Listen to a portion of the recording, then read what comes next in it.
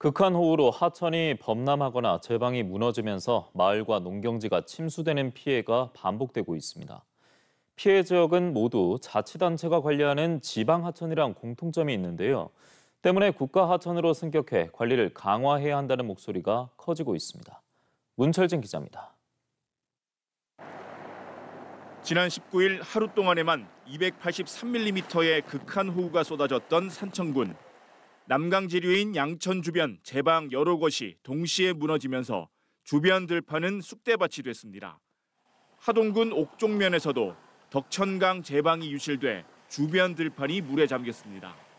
지난해 여름엔 김해 조만강이 범람해 주택과 논밭, 공공시설이 물에 잠기는 피해를 입기도 했습니다. 산청 양천과 하동 덕천강, 김해 조만강은 모두 지방하천입니다. 정부가 직접 홍수 예방이나 방제 계획을 세우고 예산도 투입하는 국가하천에 비해 지자체가 관리하는 지방하천은 관리 인원이나 예산, 권한도 현저히 적습니다. 그만큼 재난 대응 역량은 낮을 수밖에 없습니다.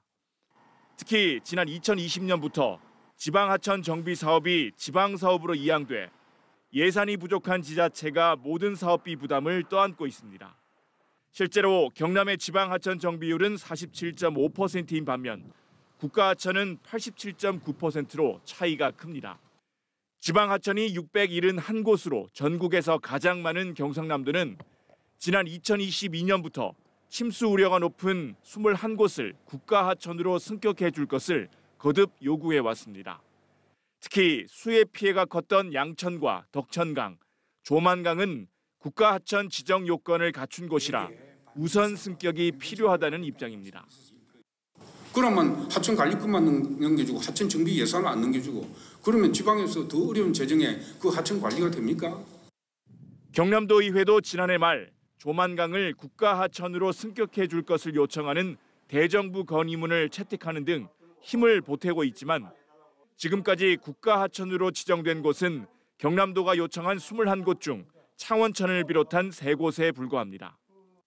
국가 차원에서 좀 긴급하게 정리를 해서 제때 맞는 예산이 투입이 돼서 이런 물난리가 안 나고 우리 국민들, 도민들 피해가 없도록 해야 되는데.